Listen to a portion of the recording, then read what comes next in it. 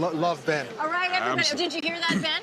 Rowan Barrett loves you, despite all the teasing you give him. Hey, listen, I am here with two very familiar faces and voices. This is Herbie Kuhn. He's not only the voice of the Raptors, you're the team chaplain. I don't think everybody knows that. Absolutely, Amory. Team co-chaplain. There are two of us, along with my buddy Steve Kearns. Amazing. Of course, Rowan Barrett, who's the general manager of Canadian men's basketball, and as Ben likes to say, RJ Barrett's dad. Welcome you back to your morning. Thank you. Really? I didn't know that. What a shock. Listen, Game 6.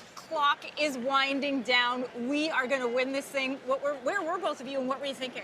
You know, I was with my wife watching. She was jumping up and down, screaming, and I couldn't help but get a little nostalgic, right? And just go back and think through all the years, the near miss, the near makes, the misses, and somehow, some way, my mind always goes back to Masai Ujiri.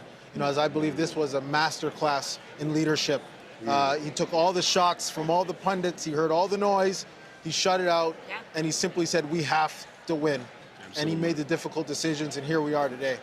Absolutely. And where were you, Herbie? I was in the basement of my home with our TV and a whole collection of friends, including my wife and my son. And when the clock ticked down, Anne-Marie, my head was buried in my hands, and I actually started sobbing. Because we've been here before, right? Yes, When we lost it. Hey, your son is part of this new crop of the Canadian basketball superstars that are coming to the country, getting drafted on Thursday. This is a huge week for you. This is look. If you're a basketball fan, this is an awesome week, right? Very the good Raptors times. win. We have a draft coming up. Obviously, yes, RJ will be getting drafted. I'm very proud. Our family is as well. But we have other Canadians getting drafted too, right, this week. It looks like I think we have 3 of them in the green room, right? It's hopefully in the top 20, maybe more. This is an exciting time. And what does this do for this next layer of Canadian basketball players? Yeah, I think anytime you see an event like this in a country, immediately you see participation numbers growing, right? You know, and so we want to see more young girls and boys getting out there picking up a basketball. But I'm really hoping I see the corporate community, right, start to get involved here. I'm not sure what more you need, right? If you need diversity, it's here, right? Right? If you need newcomers, it's here. If you need participation, it's growing. This is the time to get involved in this game. It is Toronto the Good. Herbie, you have been with the Raptors for 24 years. 24 years. Yes, ma'am. I want to know what this win means to you. I also want to know, in your other role as a co-chaplain, what's the atmosphere been like this year behind the scenes? What this win means for me first, Anne-Marie, is I'm grateful and humbled and satisfied beyond description.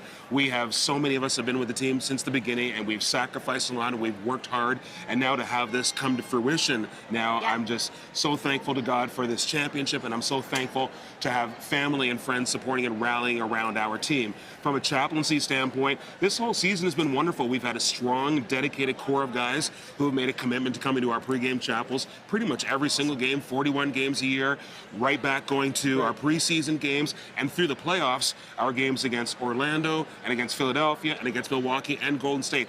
All 4 series, all 4 teams that we played against were well represented in our chapels as well. So you know what? People are hungry for God, and they're making the most of it. And we're just doing our best. Making an impact for the Lord, man. It's Absolutely. Listen, I don't know what kind of prayers you were sending up there, Herbie, but they worked. I wasn't praying for wins, though. I was praying for safety. And these guys would just realize, you know what? Regardless of the result on the court, they're children of God. That's the most important thing. All right, well, all the children are partying today. Amen, absolutely. 2 million people. Lots of children are partying today. We're going to have some basketball church out here at Nathan Phillips Square today. But in